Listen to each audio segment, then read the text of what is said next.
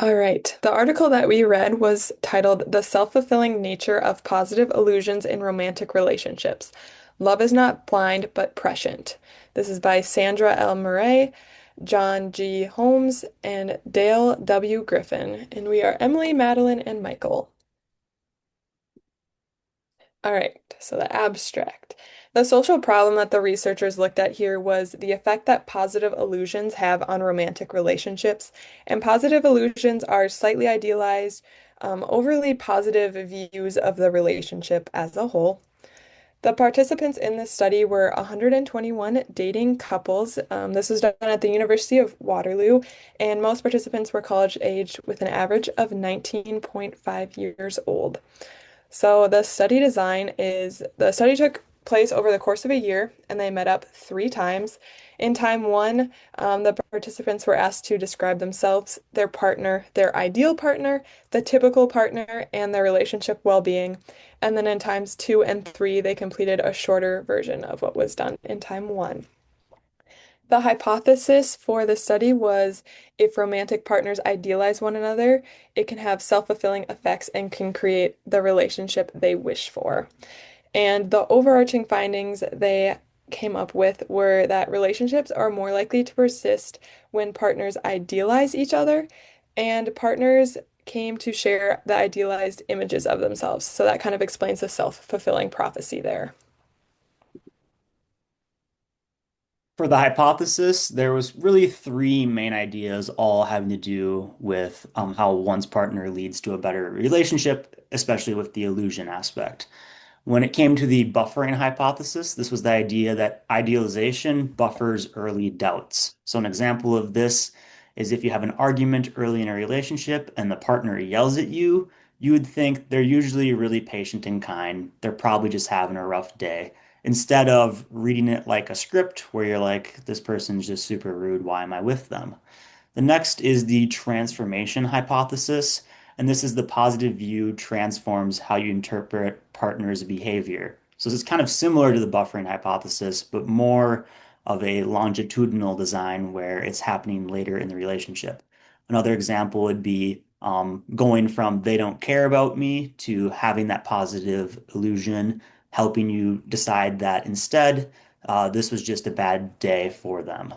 And then the last one is the self-esteem linkage, which is positive views on self-esteem will mean more being more generous, and therefore you have just an easier and better, more positive view on your partner. So the participants in this study were 121 dating couples initially, and they were mostly exclusively dating. There were like five that were in casual relationships. The mean age was 19 and a half, and the average amount of time that they'd been dating at the start of the study was 19 months. And then by the very end, there were 73 couples that were still together and had filled out all of the questionnaires. And then for the measures, there were models of self and others. So this was about the measures of like their perception of themselves, perception of their partner, the typical partner, and the ideal partner. And then they also studied relationship well-being, which was based on satisfaction in the relationship, ambivalence, and conflict. And then to study the models of self and other, the interpersonal quality scale was used, which is a scale that talks about like what traits you have, and then everything else was on scales of 9-point scales, 4-point scales, or 5-point scales, except for again ambivalence, which was use this equation. And then for the procedure, the participants were contacted 3 different times. Each time they could receive course credit or $6. Um, they were given individual questionnaires. If they both couldn't come in, then they were sent them in the mail. The first time they took a questionnaire on self-esteem, attachment style, and then self-perception, perception of partner, perception of ideal partner, satisfaction, conflict, negativity, and constructive and destructive style. And then the second and third times they were called, asked if they were still in a relationship. If they were asked if they would be willing to do another questionnaire. And then the second time they were just given the questionnaires in the like all section. They weren't given the self-esteem or the attachment style ones. But the third time they were given an attachment style questionnaire and trait ambivalence and all the ones that I mentioned before. All right, major results. Kind of first starting off, we're going to be looking at how the results tailored towards the buffering hypothesis. The first one was more serious initial doubts predicted breakups. Um, Seems like something that would make a lot of sense, but as we will go on here, it depends on the illusions that one has. So looking towards men in this case, only men had correlation between strength of illusions and buffering negativity. To orientate you on that, we'll look at this graph on the right here, where we have negativity on the x-axis and then proportion together on the y-axis. And if you look at the key here, we have the triangle with the line through it, meaning high positive illusions. So for men, the change in togetherness with low and high negativity didn't really change when they had a positive illusion of their partners.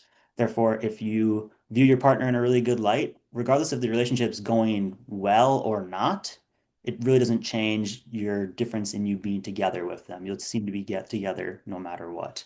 And that's not the case with the moderate or low view of the partner. Other major results, relationship satisfaction saw a drop overall with time, kind of like the honeymoon phase going away, kind of a typical thing you would expect. And it's proven through this study with time one being 8.3, dropping all the way down to 7.89, and being also very significant. Um, so, did the transformationalist hypothesis hold true, keeping a positive light for a longer time, leading to more satisfaction? For women, the case was yes, but for men, it was not. And satisfaction was more dependent on how women viewed how she viewed herself. Therefore, if the woman viewed herself well in the relationship, the man seemed to have more satisfaction from that than having a positive illusion of her. So overall, initial criticism is going to be significantly less satisfaction, which does support the transformational hypothesis of the positive view leading to positive outcomes. Last slide here for results is the self-esteem linkage, and the data does support this hypothesis as well. And but it's a little different for men and women. For men, self-esteem impacted projection, idealization of partner. If you look at A and H here, what it's basically saying is that having a positive illusion as a man of the woman led was as of a result, again, cause and correlation can be drawn sort of here, but the idea that positive self-esteem of the man resulted in a higher idealization of the woman. But for women in this case, changes in their self-esteem didn't really impact their illusion of the man they were dating. Also, partners claiming false virtues, so claiming to be something that you're not, led actors, so the other person in the relationship, to have decreased satisfaction in the relationship overall. Okay, so kind of a discussion of everything that we've talked about.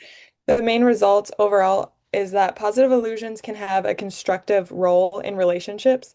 Relationships can persist, there's more satisfaction, there's less conflict, and there's less personal insecurities with positive illusions. And then going back to the self-fulfilling prophecy, that can increase stability and satisfaction in the relationship. So overall, positive illusions can have an adaptive effect on relationships and can be beneficial. So application to real life, it is beneficial to view your partner in a more positive light. And some practical ways to implement this is to appreciate the good qualities, be aware of the fundamental attribution error. So when something happens, focusing more on what could have externally caused the reaction rather than internally. Don't assume the worst in others and don't claim to have qualities that you don't actually have. So a little bit of a critique on this study. It uses self-reports, so the social desirability effect could play a role, and also just people's memories can also impact this. And it can be hard to distinguish positive illusions from reality because reality was based on what the other partner said about themselves. So how they view themselves can impact what reality is. Causation cannot be stated because this is not an experimental study. And then there's also limited generalizability because this study was done in dating couples that were a little bit younger. So we don't really know how that plays out for people that have been together for a lot longer and who are married. And this last slide right here is just the reference to the article. Thank you. And I'm going to figure out where I pause it.